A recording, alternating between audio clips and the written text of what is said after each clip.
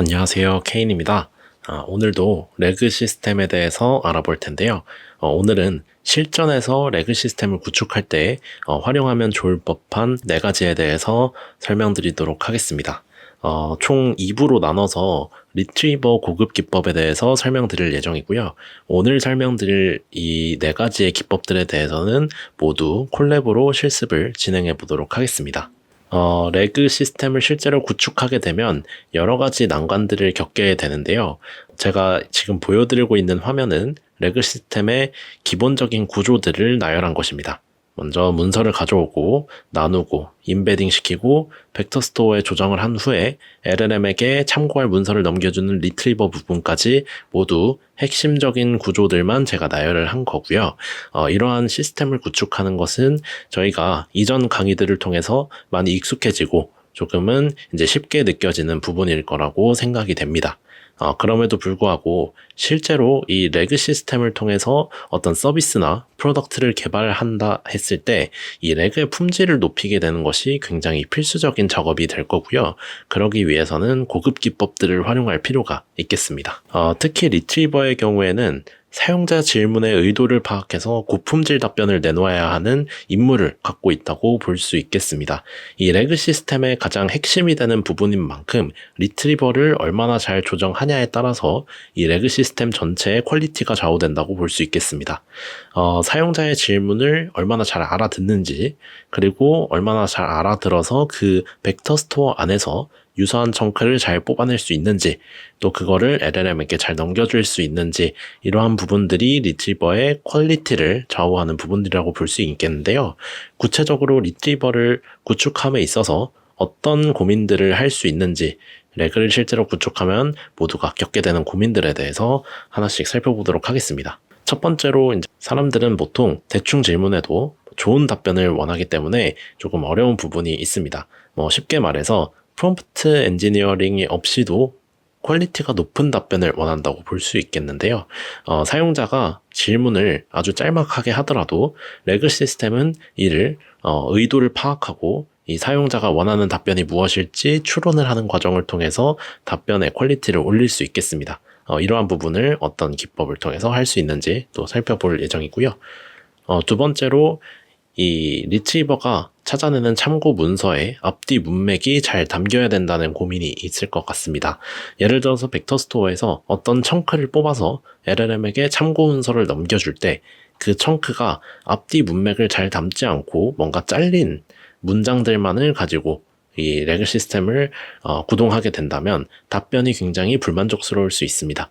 예를 들어서 이제 상반되는 2개의 문장이 서로 다른 청크로 나뉘어져 있는 경우에는 하나의 청크만 참고한 LLM의 답변이 굉장히 틀린 답변이 될 가능성이 높죠. 그런 경우에 이 앞뒤 문맥을 잘 담지 못했기 때문에 레그 시스템 전체가 퀄리티가 흔들리는 그러한 모습을 확인하실 수 있겠습니다.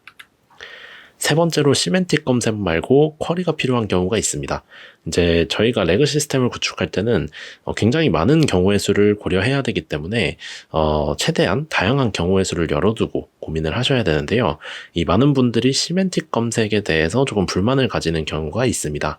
이 시멘틱 검색이라는 것이 저희가 가지고 있는 문장, 그러니까 사용자가 질문하는 이 문장과 벡터 스토어에 있는 여러 가지 문장들의 임베딩 값들을 비교해서 유사한 값을 찾아내고 이를 기반으로 LLM에게 참고 문서로 넘겨주는 과정이잖아요.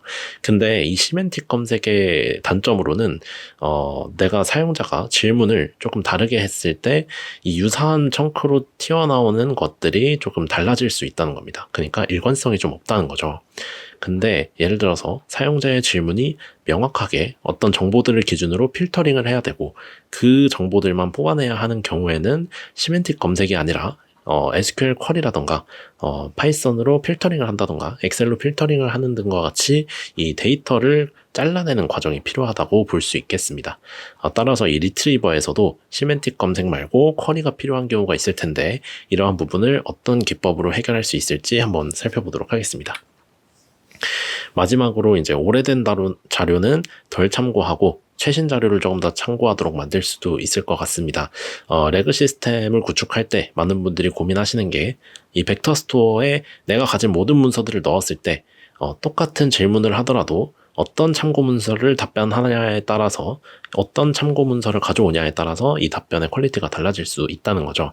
이제 많은 분들이 벡터 스토어에 최근에 사용된 문서일수록 조금 더 중요하게 여겨서 LLM이 이걸 기반으로 답변하도록 하겠으면 좋겠다, 이런 고민을 하실 것 같은데, 이러한 부분도 리트리버의 기법을 통해서 해결할 수 있다고 볼 수 있겠습니다. 모두 각자 이제 해결이 가능한 방법들이 있기 때문에 제가 이러한 고민들을 가져온 건데요. 첫 번째로 대충 질문에도 좋은 답변이 나오길 원한다면 멀티 쿼리 리트리버라는 것을 활용하실 수 있고요. 두 번째로 앞뒤 문맥을 잘 담아야 하는 경우에는 페런트 다큐먼트라고 해서 이 차일드 다큐먼트에 페런트 다큐먼트를 참고하도록 만드는 기법이 있습니다. 그리고 세 번째로 시메틱 검색 말고 쿼리가 필요한 경우에는 셀프 쿼리잉 리트리버가 들어갈 수 있겠는데요.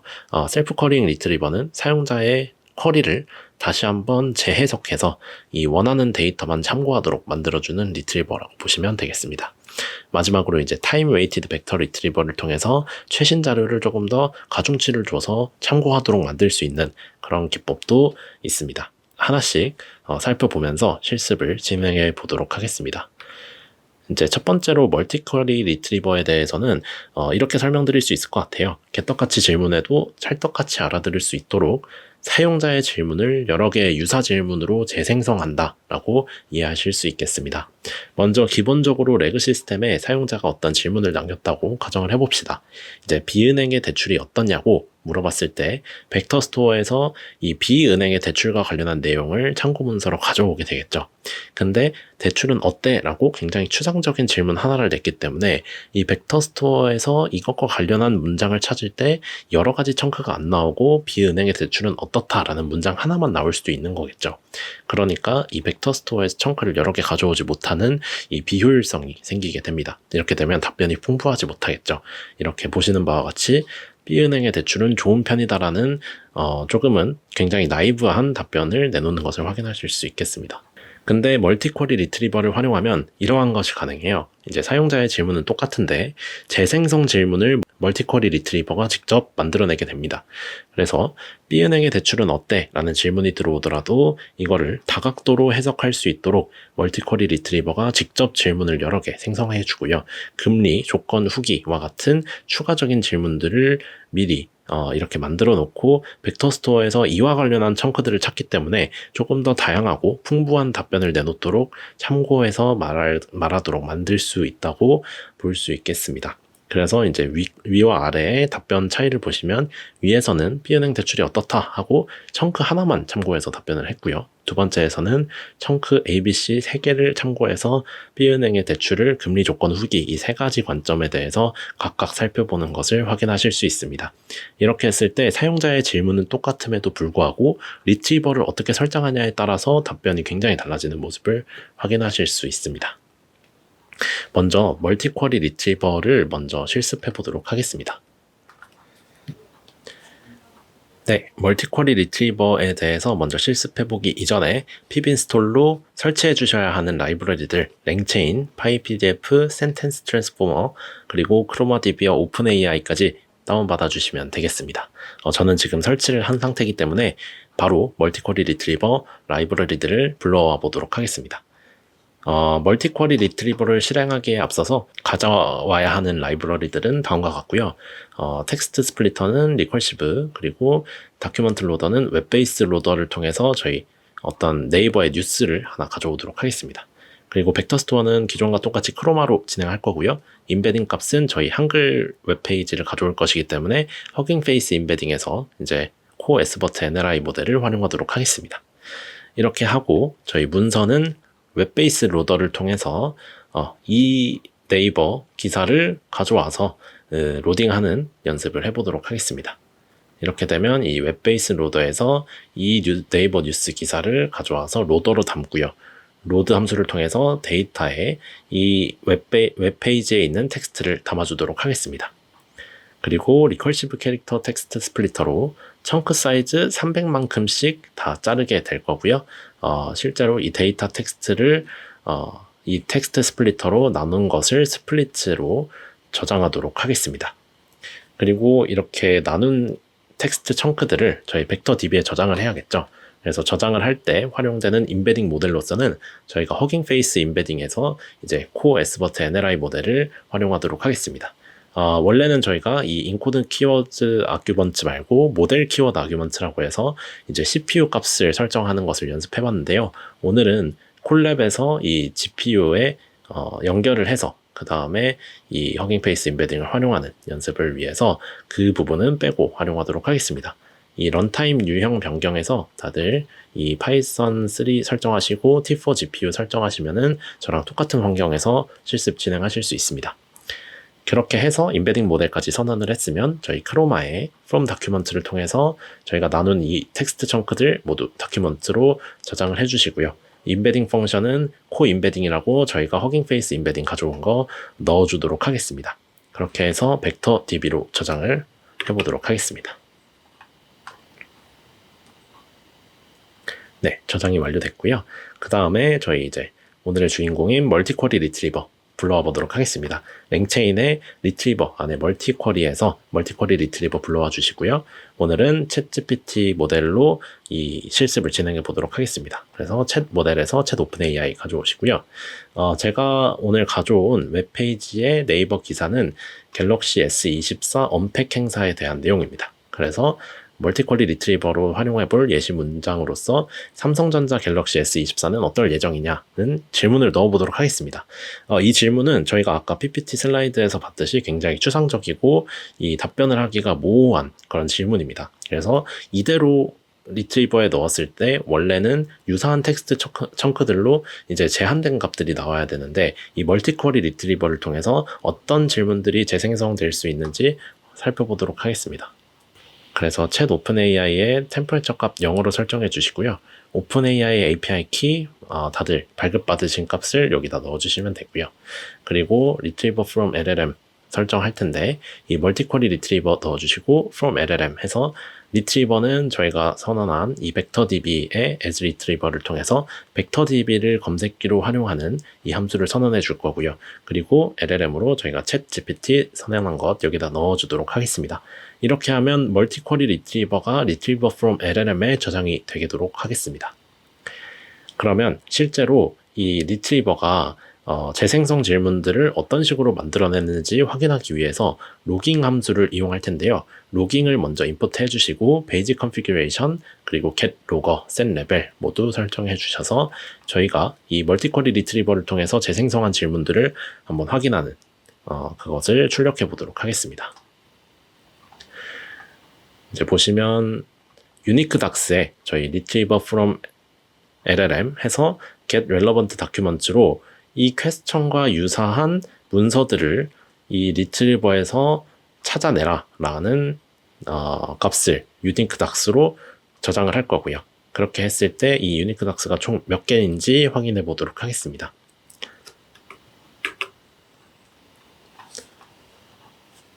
네, 이렇게 되면은 8이라는 숫자와 함께 저희가 위에서 로깅을 설정을 했기 때문에 실제로 재생성된 질문들이 어떤 건지 또 함께 확인할 수 있습니다. 보시면 첫 번째로 삼성전자 갤럭시 S24의 출시일은 언제인가요? 와 같은 출시일과 관련된 질문이 하나 새로 생겼고요. 두 번째로 삼성 갤럭시 S24의 기능과 사양은 어떻게 되나요? 세 번째로 가격과 구매 가능 여부 이런 것들이 함께 재생성 질문으로서 이 리트리버의 질문으로 함께 엮인 것을 확인하실 수 있습니다. 그래서 사용자 질문은 이거 하나가 들어갔는데 이 멀티쿼리 리트리버가 알아서 이것과 관련된 질문 3가지를 재생성한 것을 보실 수 있겠습니다. 이렇게 하면은 실제로 유니크 닥스에 저장된 이 유사한 텍스트 청크들이 출시일과 관련된 것, 공개가 임박했다, 18일에 언팩을 열 것이다, 이런 내용들이 나오는 것을 볼 수 있고요. 갤럭시 S24의 특징과 관련된 이 텍스트 청크들도 함께 나온 것을 확인하실 수 있습니다. 이런 것을 봤을 때, 이제 사용자가 굉장히 대충 말을 하더라도 답변은 사용자가 질문한 것의 의도를 파악해서 훨씬 더 풍부하게 답변해 줄 수 있는 그런 역할을 하는 멀티쿼리 리트리버에 대해서 한번 알아봤습니다. 다음으로는 패런트 다큐먼트 리트리버인데요. 패런트 다큐먼트 리트리버는 기존의 리그 시스템이 어떻게 구축되어서 운영되었는지 한번 비교를 해서 이 패런트 다큐먼트 리트리버가 무슨 역할을 하는지 조금 더 명확하게 알 수 있도록 설명드리도록 하겠습니다. 기본적으로 원래 사용자의 질문이 들어오면 이것과 유사한 청크를 이 벡터 스토어 안에서 찾게 되는 거죠. 그래서 사용자의 질문과 가장 유사한 청크를 가져와서 예를 들어서 여기서는 1-1이라는 이 청크를 참고 문서로 삼아서 LLM에게 넘겨준 후에 LLM의 답변을 받는 식의 전통적인 레그 시스템이 돌아가도록 하겠습니다. 그런데 이렇게 했을 경우에 저희가 이 사용자의 질문이 모두 1-1에 있는 내용으로 커버가 되는 경우에는 상관이 없어요. 그런데 1-1에서 대부분 커버가 되고 매우 소수의 문장이 핵심적인데 그 부분이 1-2에 포함이 되어 있다 라고 한다면 1-1만 참고한 LLM 답변이 반쪽짜리 답변이 되는 거겠죠. 그래서 사용자의 질문이 예를 들어서 1-1과 유사한 것으로 판별이 됐다 라고 한다면 패런트 다큐먼트 리트리버는 1-1만 가져오는 게 아니라 1-1을 포함하고 있는 패런트 다큐먼트로 넘어가서 이 패런트 다큐먼트를 참고 문서로 LLM에게 넘겨주는 겁니다.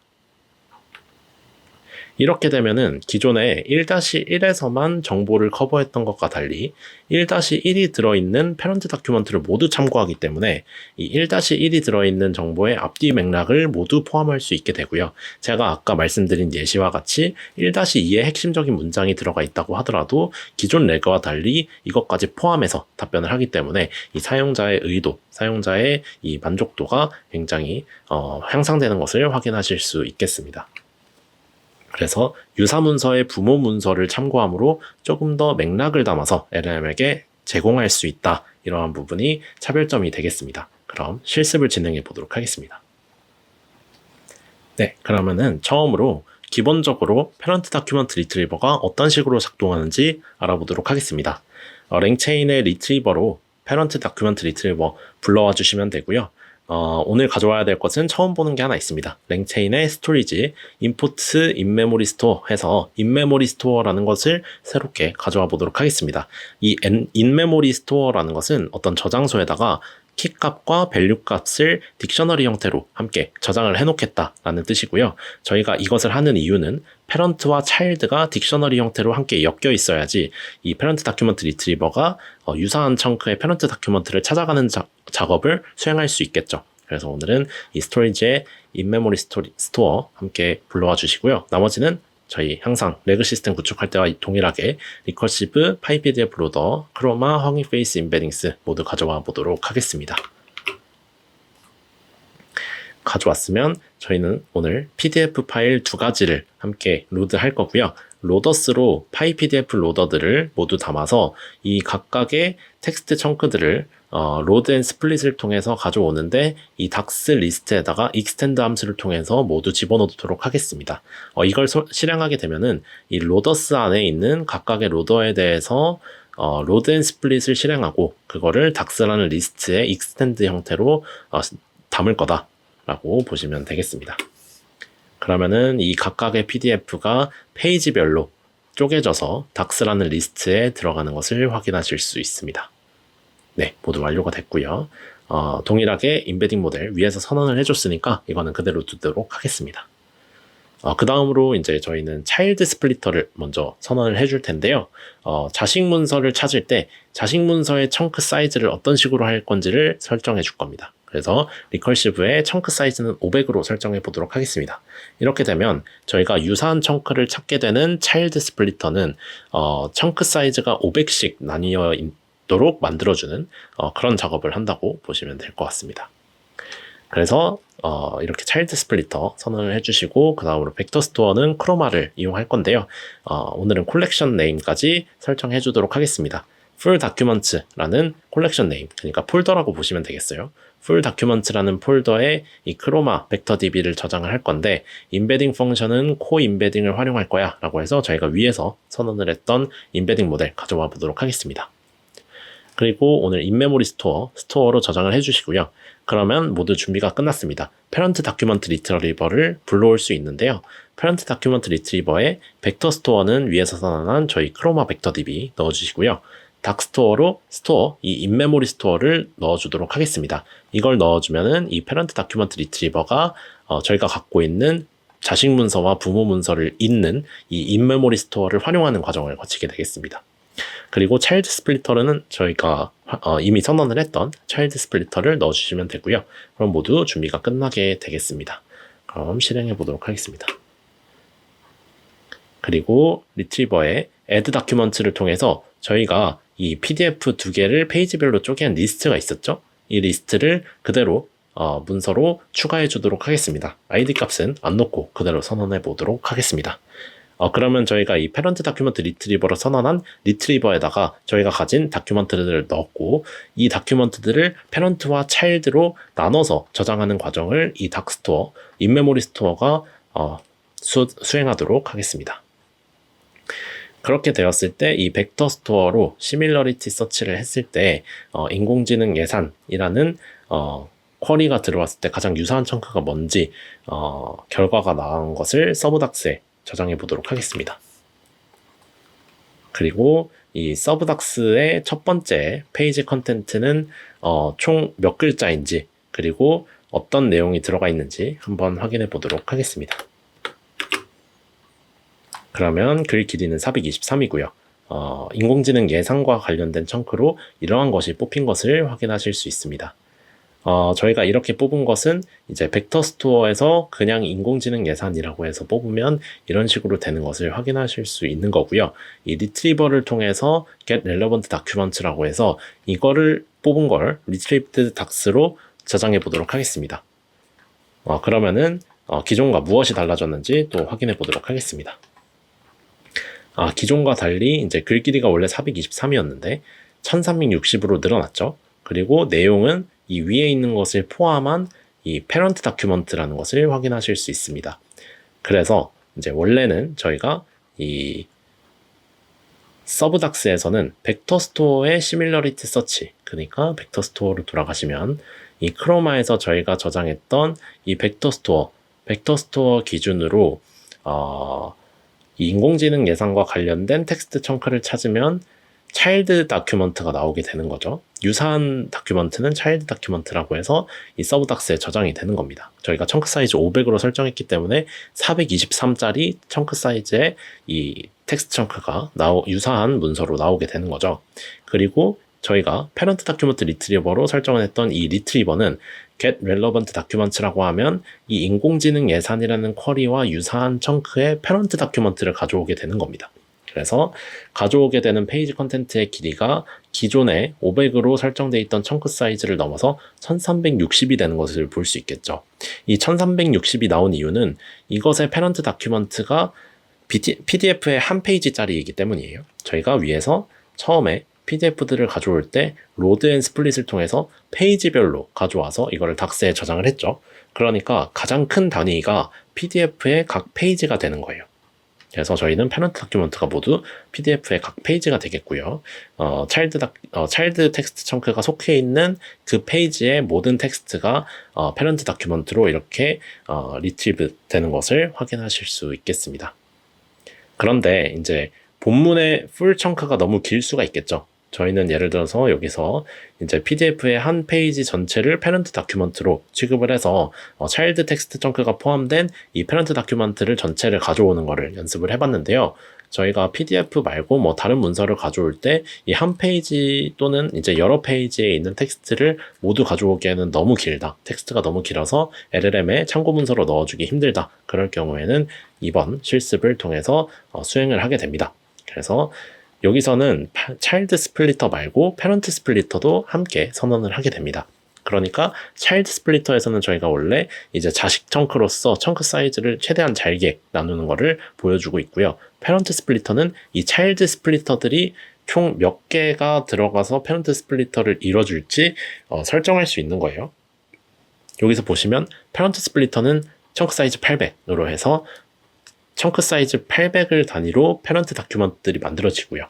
차일드 스플리터는 리커시브 캐릭터 텍스트 스플리터의 청크 사이즈 200으로 해서 패런트 스플리터 하나에 이제 차일드 스플리터 4개가 들어가도록 만들 수 있는 거겠죠. 이론상 그렇다는 겁니다. 그래서 이렇게 했을 때 이제 벡터 스토어로 크로마 DB를 똑같이 넣어주고 스토어도 똑같이 선언해주고요. 패런트 다큐먼트 리트리버도 똑같이 선언을 해주는데 여기서는 패런트 스플리터로 저희가 선언한 이 패런트 스플리터를 함께 넣어주도록 하겠습니다. 이렇게 하면 이제 결과가 예상이 되겠죠? 한번 해보도록 하겠습니다. 이렇게 해서 다큐먼트들까지 애드 다큐먼트로 한번 넣어주고요. 그리고 이제 저희가 저장한 이 패런트 다큐먼트 리트리버의 키들이 총 몇 개가 있는지 봤을 때 69개가 되는 것을 보실 수 있습니다.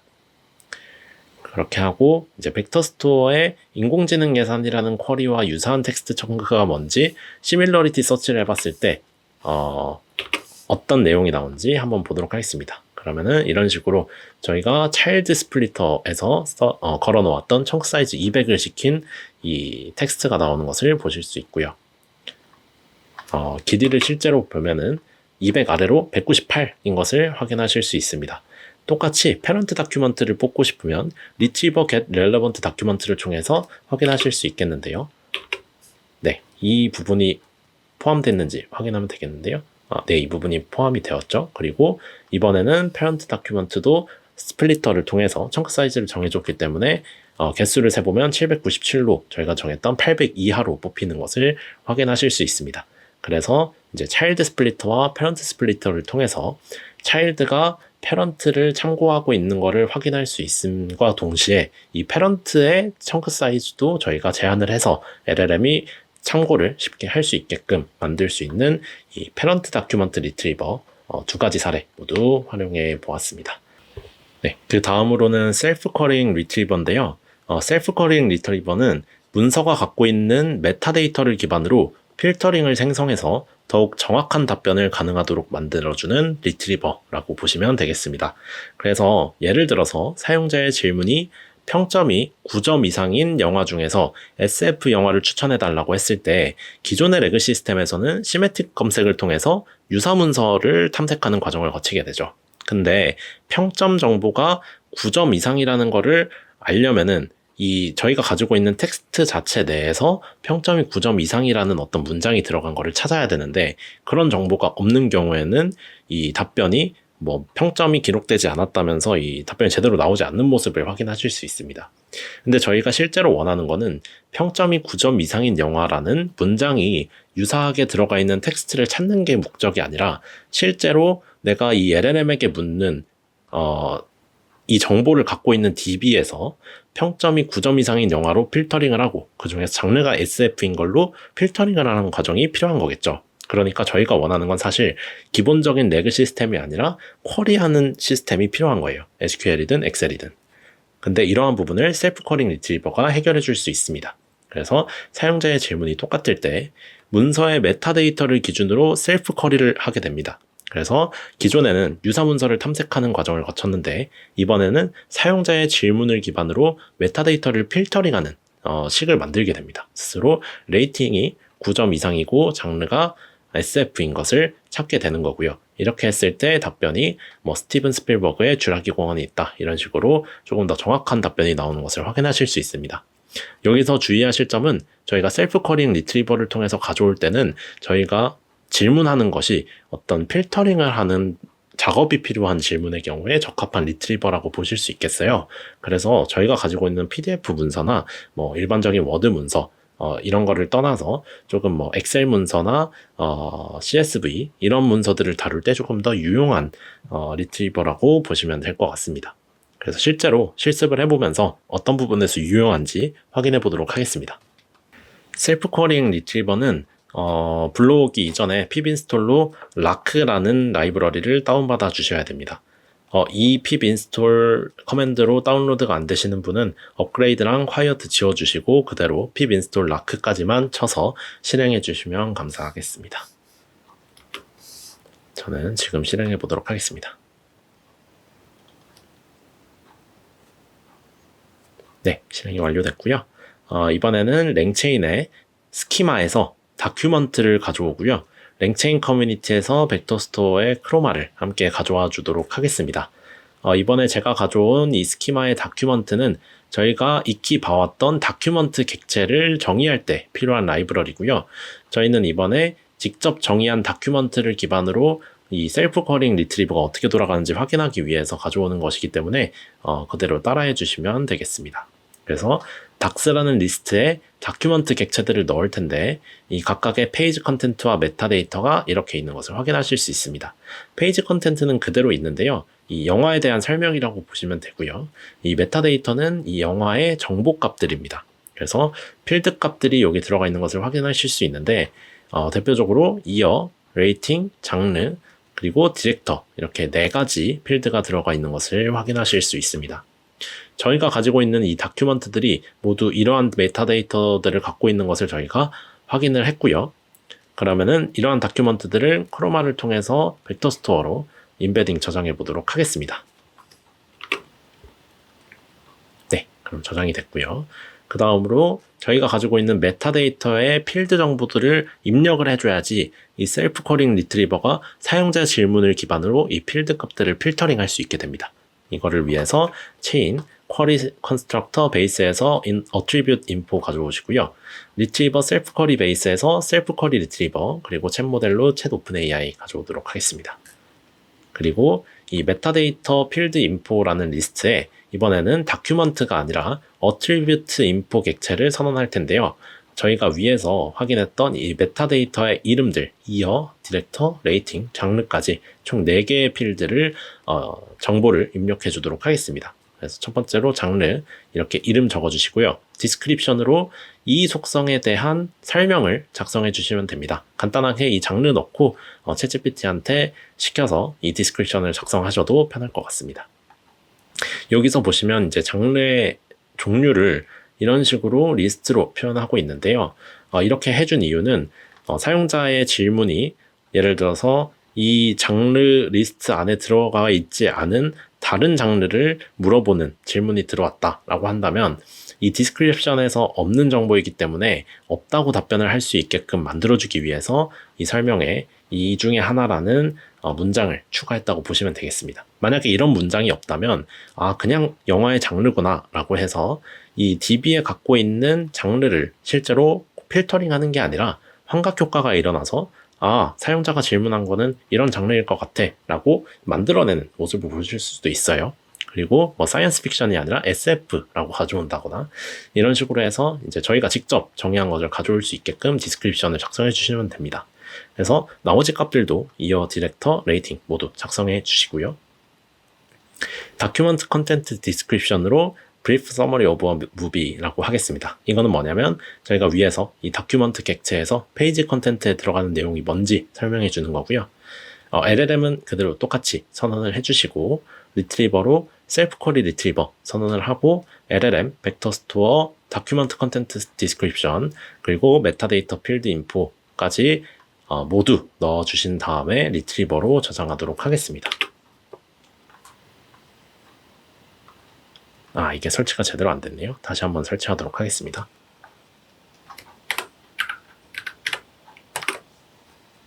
네, 다시 한번 실행해 보도록 하겠습니다. 네, 이렇게 잘 안 될 때는 런타임에 가셔서 세션 다시 시작하시고 시작을 다시 해주시면 될 때가 있습니다.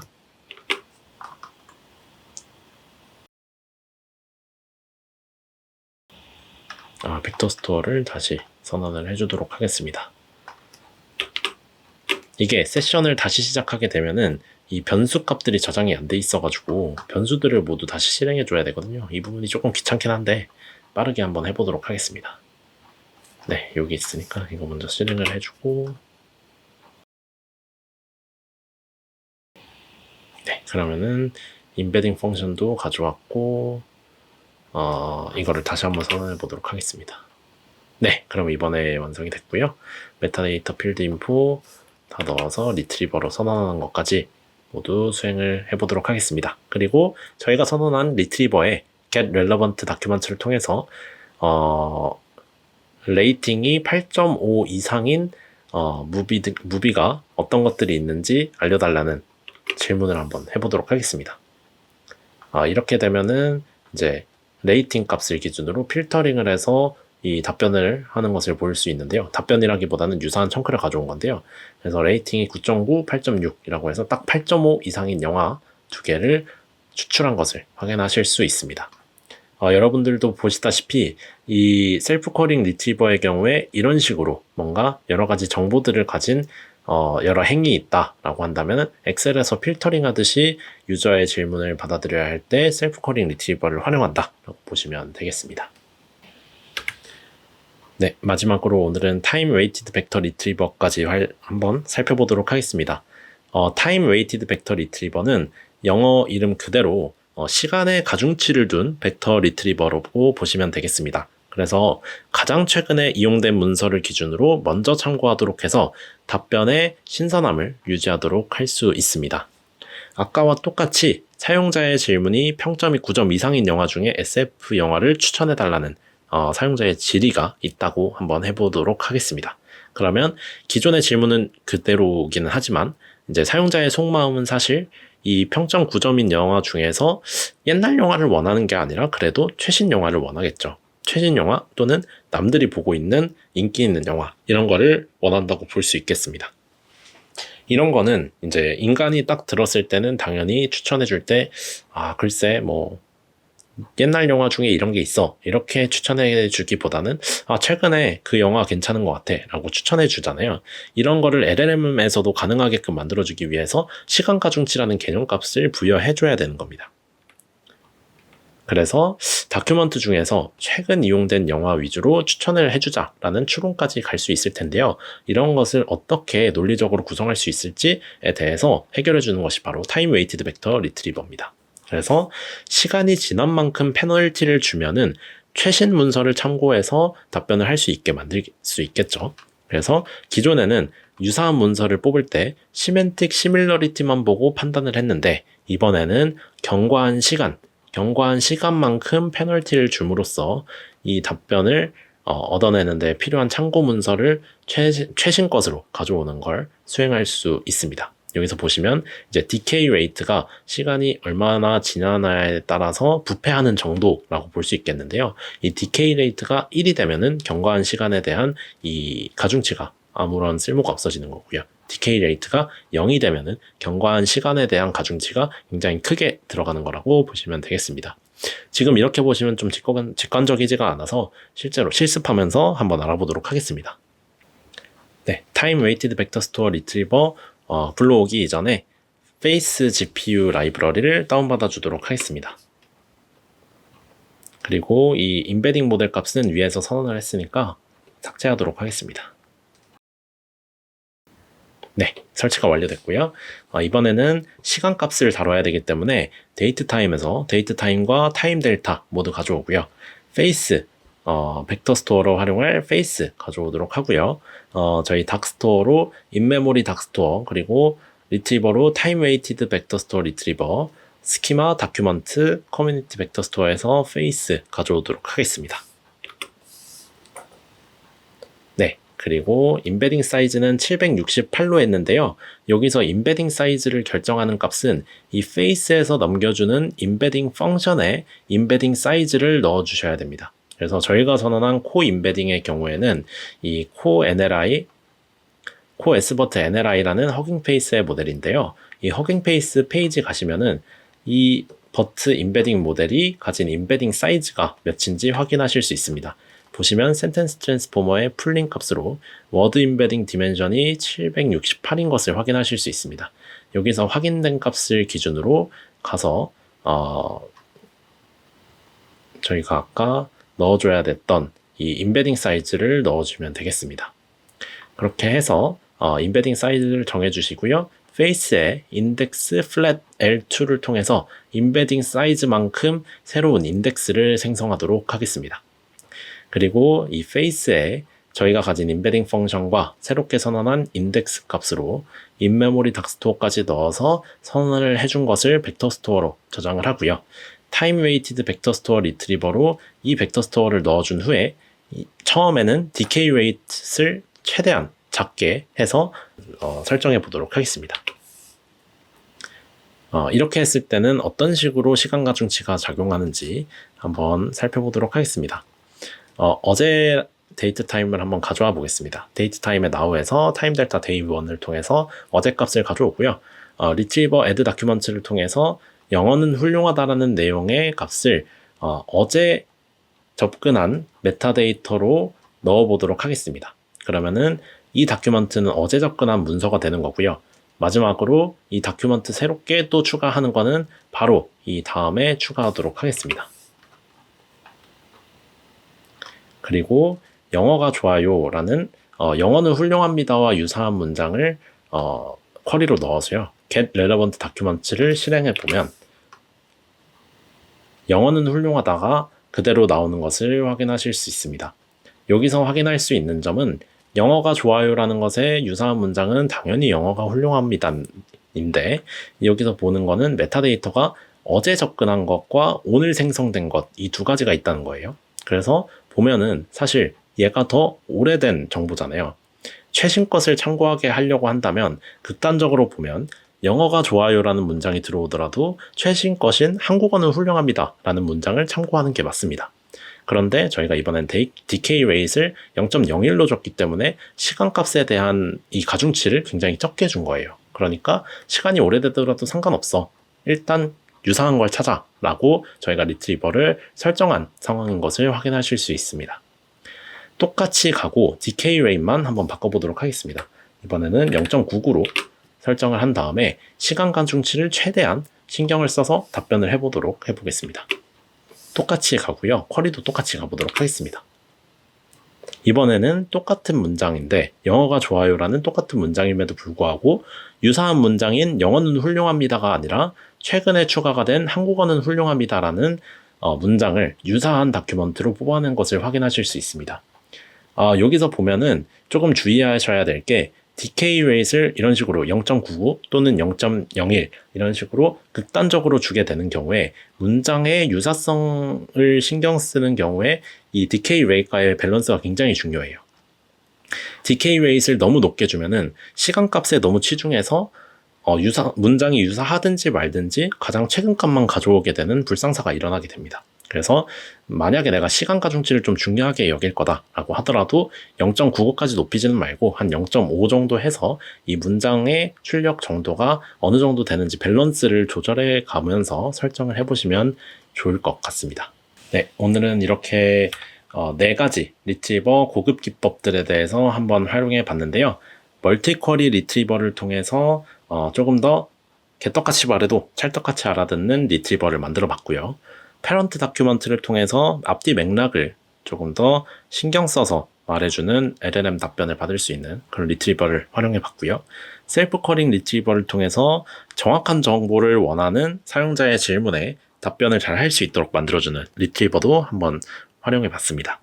마지막으로 이제 타임 웨이티드 벡터 리트리버를 통해서 이 시간 가중치 값을 기반으로 최신 대답을 원하는지 또는 이제 최대한 문장 유사성을 고려할 건지를 밸런스를 맞춰서 만들 수 있는 그런 리트리버 연습도 한번 해봤습니다. 이 4가지 말고도 굉장히 유용한 리트리버가 2가지 더 있는데요. 이러한 것들은 2부에서 제가 실습과 함께 찾아오도록 하겠습니다. 감사합니다.